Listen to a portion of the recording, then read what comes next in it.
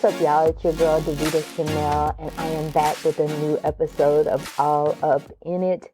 As you can tell, I have not been all up into my podcast or my outward creative endeavors because it's been a lot going on and a lot has been on my mind. I think it has been best that I just sit back and drink my water and mind my Black-owned business and keep my focus on the business that pays me, because it is too much going on and these people are losing their mind. But we're not talking about them today. We're going to talk about the thing that gets me out of my rut when I am feeling this way. And the thing right now, all I could think about is that Tupac line from Keep Your Head Up. I remember Marvin Gaye used to sing to me. It had me feeling like black was the thing to be. Y'all remember that, right? I mean, Marvin Gaye was like one of those optimistic crooners that was, uplifting the people. He was doing a lot of other stuff, but that's not why we're here. But I remember Tupac singing to me and making me feel like I could do it if I just kept my head up, if I just, stayed on my grind. And lately, the things I've been all up in have been giving me that same type of vibe and feeling. Y'all, I am feeling so black and proud right now. I want to say it so loud. Like, black shit is popping, and I am here for it. While these people are doing all they can to dim our light and dim our shine, black creators, oh, baby, they showing up and they are showing out. I guess I'll hop right into it. Talking about sinners. Y'all know Ryan Coogler. This man showed up to bring us pride. This man shows up to re-inspire us. This man shows up to create worlds that take us out of the ordinary and make us feel stronger, empowered, more powerful. I mean, this is the man that crafted Wakanda. So when Ryan Coogler says he has a new movie coming out, what we doing? We showing up. And did we show up? Yes, we did, because that movie was the #1 movie in the country for weeks on end. So I am so appreciative I got to be in the theater opening night for Sinners. Sinners was so good, y'all. It's a horror movie. It's a genre film. It's a vampire genre film. And it's one of those movies that just made me think a whole lot, not about the action that was happening on the screen, but about the lives that inspired this story. This story is full of things from the ancestors. And this is a late podcast, so I hope that these are not spoilers. But if you haven't seen the movie, proceed with caution. But Sinners was just this really great story about these two brothers. They have been on the run. You can tell from their demeanor, they have a reputation for being some badasses. We know that they have come from the big city down to Clarksdale, Mississippi, and they have the intention of opening a nightclub. But things go awry with some uninvited guests show up. And those uninvited guests just so happen to be some very talented vampires who can sing and sing you out of your soul for the most part. Basically, their voices were so cool and the music was so great that once you started listening, it was pretty much over. So, yeah, it's a vampire movie. It's the usual vampire lore. You know how it goes. People come in and out and things are happening, and people who are human 1 second become vampires the next second. So it's a basic vampire genre film. I have not seen the movie that it is based on and inspired by, but I have heard from people who have that, it takes a lot of beats from that film. But going in, just watching it on the surface for what it is, I felt like it was just such a strong and powerful story about determination and about sticking to your guns and about following your own dream and your own path. Those things might not readily jump out, but if you watch Sammy, who is the preacher's son, that's what the story. He's the hero. He's the journey we're on, and we're seeing this through his eyes. And to me, it's a redemption of his dream type story. He knew he had the music in him. He just didn't know how to express it, and he knew it was bigger than the church that his father was in. But he also knew, especially after dealing with a night with vampires, that it was bigger than the box that these vampires even had for him. So yeah, I really fuck with Sinners. I also really rock with Sinners because one of my clients is in the film, young Aiden. That's right, one baby girl, the youngest person on my roster. She was in her major feature film debut. Now don't trip, Aiden has been in a lot of things, but this was her big debut on the big screen in the biggest movie in the country. But I mean, not to brag on Aiden that much, but she was in Girls Trip, which was also the number one movie in the country. So this is how she wrote. But in this movie, she had a strong part. She's the cute little black girl that Michael B. Jordan's character convinces to watch his truck while he goes in. So I really appreciated seeing her in the film as well as other people I knew from New Orleans. I love watching credits of films made in New Orleans because I see people who I've worked with and people whose names I know. Shout out to Mr. Davis, who was on the props team building the world. And I remember Mr. Davis from being a part of the away team back in the day. So on a Friday, we would be at the tipping point, and now he's literally a part of the tipping point of the culture by working on Sinners. So I say all of that to say Sinners definitely had me feeling like black was the thing to be. But wait, let me tell you this, how my time went. So I saw Sinners the day it came out. You know how like the movie will come out on a Friday. It'll be official release date on a Friday, but you can go on a Thursday. It was that type of thing. And y'all, just a few weeks later, after Sinners, who came to town? Who came to town? Who are we here to see? We are here to see B. That's right, Beyonce. Beyonce's Cowboy Carter blew into LA for a 5 day show. Like, y'all, she was here for 5 nights. And when I tell you I had tickets for the second night, and it took all my willpower or all my strength, all my determination to only go to that one show, because Beyonce will have you feeling like black is the thing to be for sure. She always does. Renaissance did. The Formation tour did. Hell, back in the day at the regular Beyonce show, which I can't remember the name of the album. I guess that would have been Mrs. Carter tour. Yeah, Beyonce will make you feel good as fuck. And I absolutely did. This year was super special too because it's the Cowboy Carter album. It alludes to a lot of Americana themes. There's a lot of red, white, and blue. She's on the cover in the flag and this and that. And people, rightfully so, felt away because as Black Americans, it's easy to look at, how we are downgraded and how things aren't quite going our way. But to go to a Cowboy Carter or to listen to a Cowboy Carter album and realize how much and how instrumental we have been in country music, in music in general, in building this country, in the foundation of what America is. Like all of those themes came through at the Cowboy Carter show.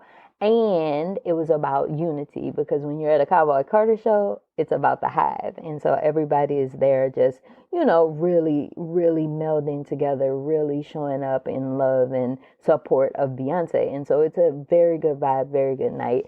I am so moved by that woman as a performer.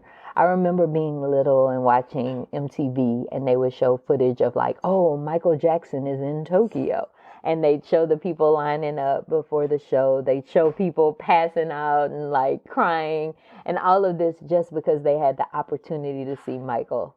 Y'all, at my big age, I was showing up and showing out, showing up early at the stadium, going to get my merchandise, being on hand in case anybody asked me how I felt so that I could share and emote how much emotion I had to just be there. Get to my seat. Of course, the lights go down, the music comes on, and y'all, the tears started flowing. I was like, girl, you are out here being like them people in Tokyo. I sure am. Why? Because that's how Beyonce makes me feel. So proud to be a woman, so proud to be black, so proud to be a black woman from the South. Like this girl is from Houston. I could go on and on and on, like too short when it comes to Beyonce because I'm just so proud of what she has done. I am so proud of the trajectory of her career. I am so proud of the example she sets for a black woman out here minding her business and doing her thing and taking us all along for the ride. Again, I know Beyonce is not for everyone. I don't know how, but I get it. People like what they like and people hate on what they hate on.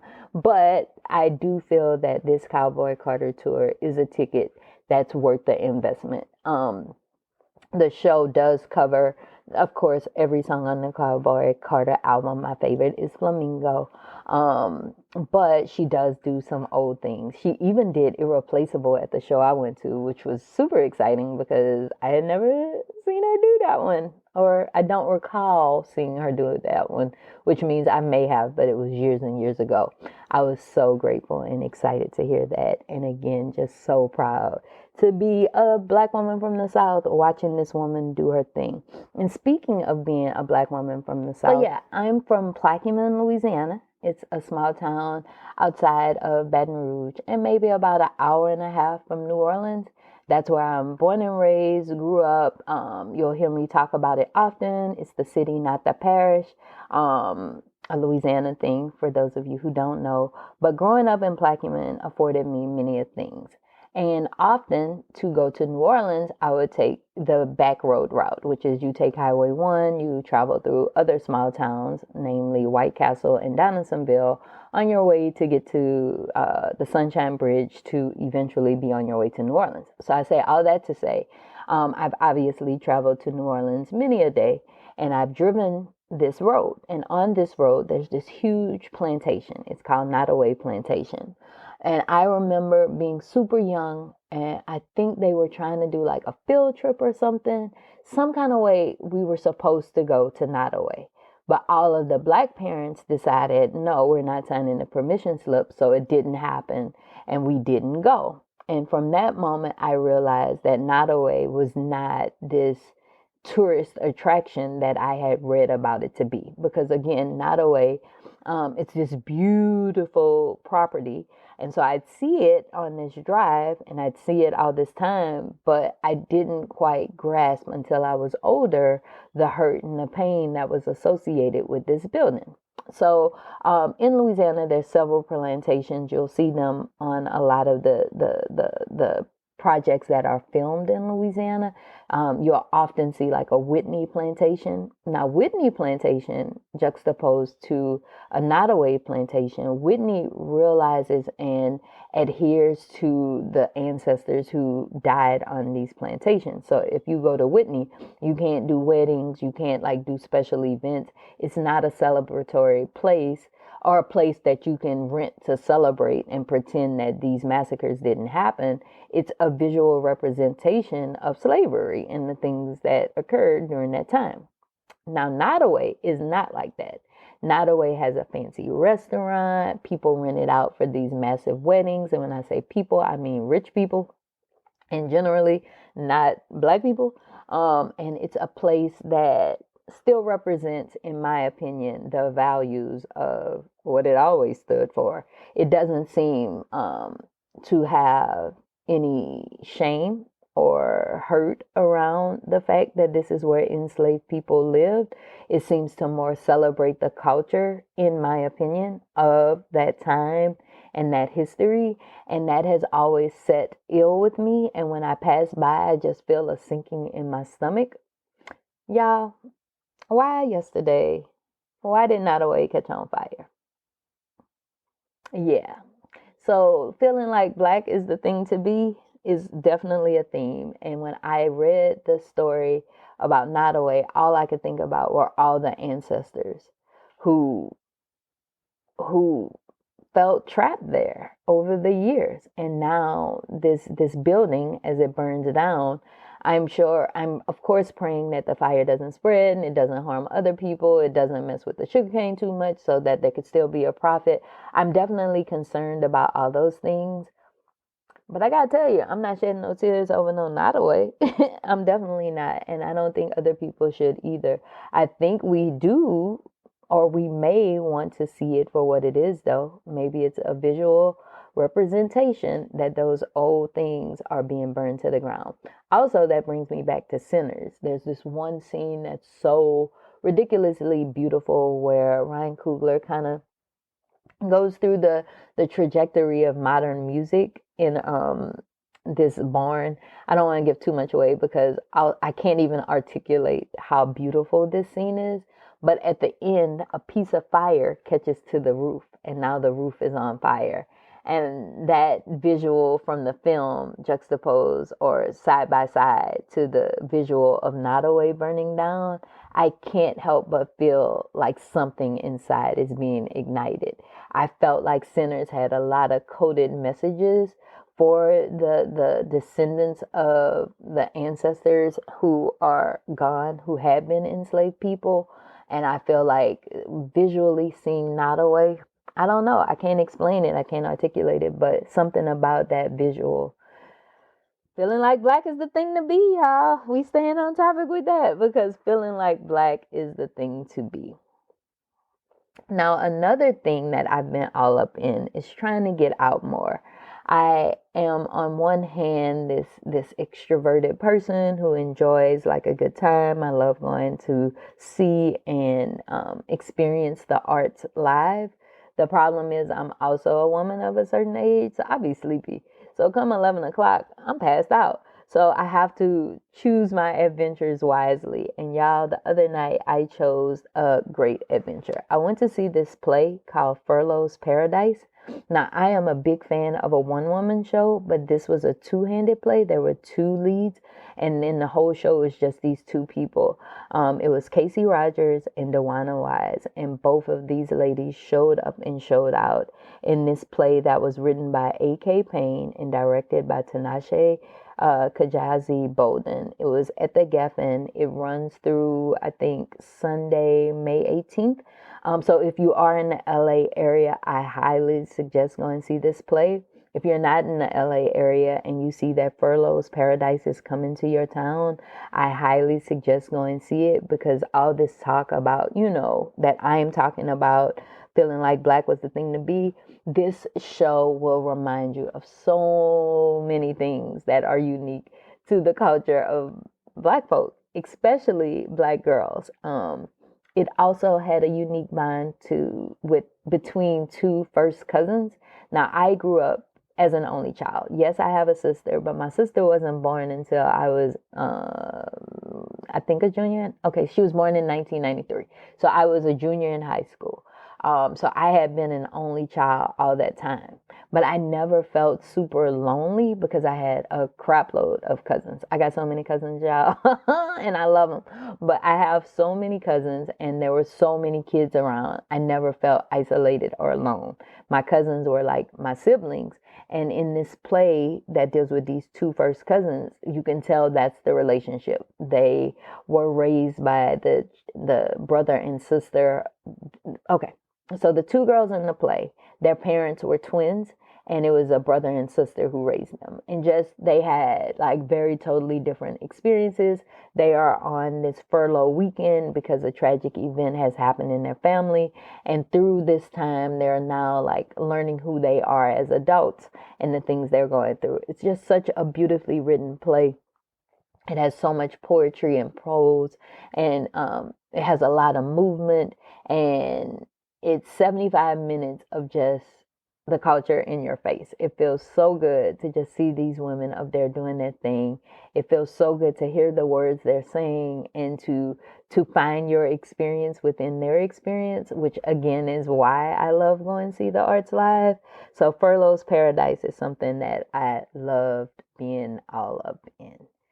Whew, y'all, another two things because there's even more. I am, those are things that I experienced. I am fully engrossed in them.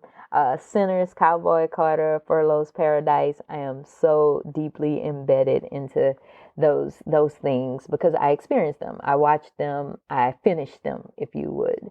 But there are two things I'm in the midst of finishing, and both of them got me so hyped and just so on point with this feeling like black is the thing to be. The first is a TV show on Netflix. Mara Brock Akil got with Judy Blume and reimagined her book Forever. Now, when I first heard about this, I of course go online and order the book immediately because I grew up on Judy Blume, but I didn't know Forever. And when I got the book, I first, my younger self was first like, oh my God, why didn't we know? I didn't see this in the library. I thought I read all of the Judy Blume books growing up, but for some reason I had never heard of Forever. The book is a story about a girl. She meets a guy at a New Year's Eve party. This is New Year's Eve of her senior year, her junior year, and then it talks about their relationship all the way up until the summer before they go to college. And it's like, your basic fare of a teen book where this coming of age story of this girl and she's exploring her sexuality. On its surface, that's what it is. Well, Mara Brock Akil don't play, so she took it and spent it on its head. And if, the book deals with a white girl.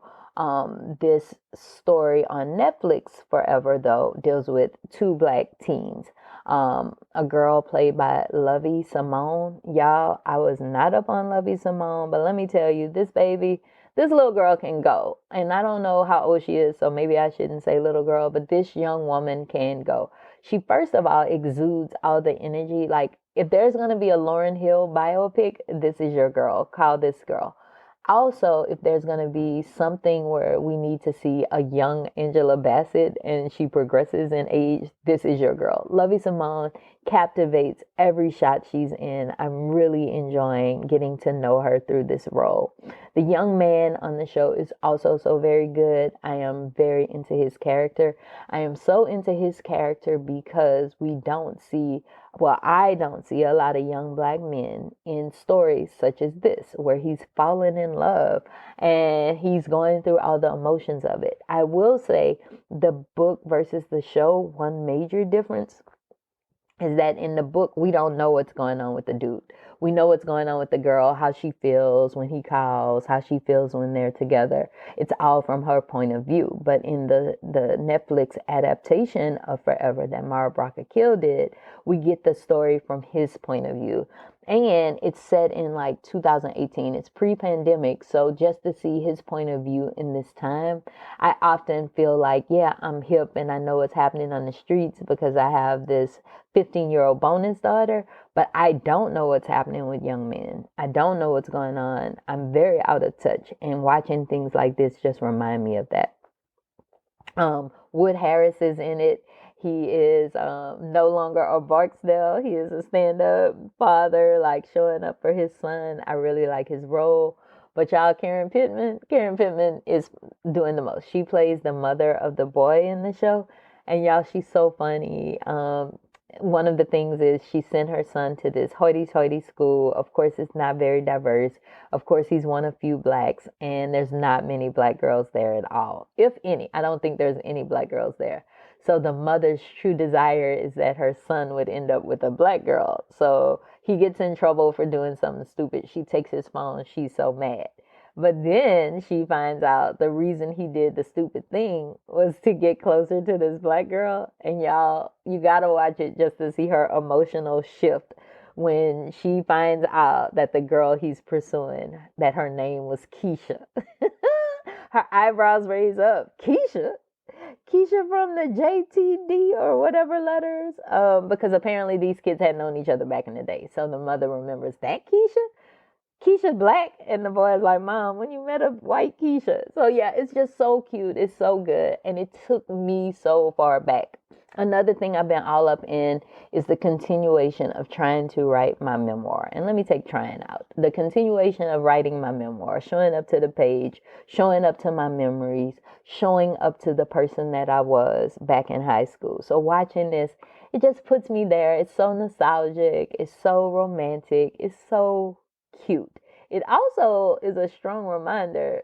Your girl was playing games back in high school, and I thought I had it so together. But watching this reminds me of some of the mess I was in that just was so unnecessary. But yes, I highly recommend Forever on Netflix. I finished episode 3 last night. Once again, it was way past my bedtime, but I was inspired and encouraged, but I just couldn't go any further. So hopefully by the end of this weekend, I will be finished with Forever on Netflix.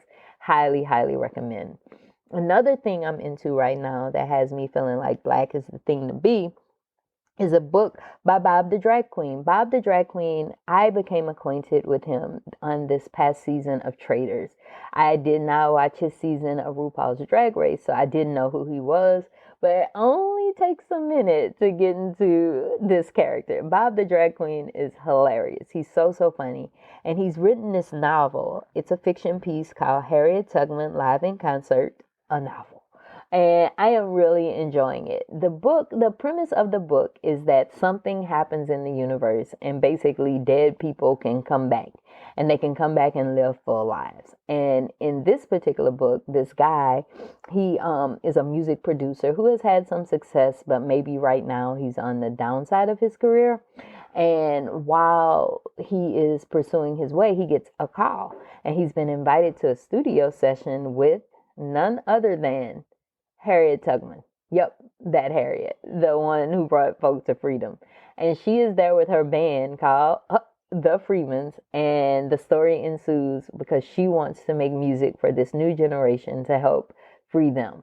And the book is so well written. At first, I thought it was going to be like just corny, funny, whatever, but it's really deep. And as the characters who have come back to life share their stories about the times when they were enslaved and their vision of freedom, it definitely makes you feel all the feels as it relates to our personal freedoms today. And it reminds you of all the things that our ancestors went through. So yeah, all of that to say, I am so about all this black creativity. It is inspiring, it is motivating, it is moving. It has me feeling like black is the thing to be. And by being black and showing up for my work, it's going to be great.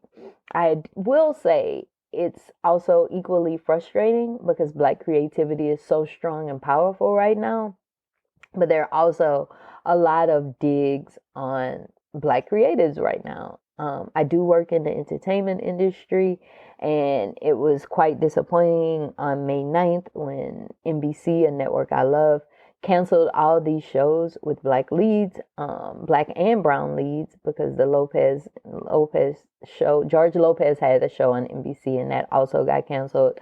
Found, which had a black woman as the lead and seemed to be very popular, is gone.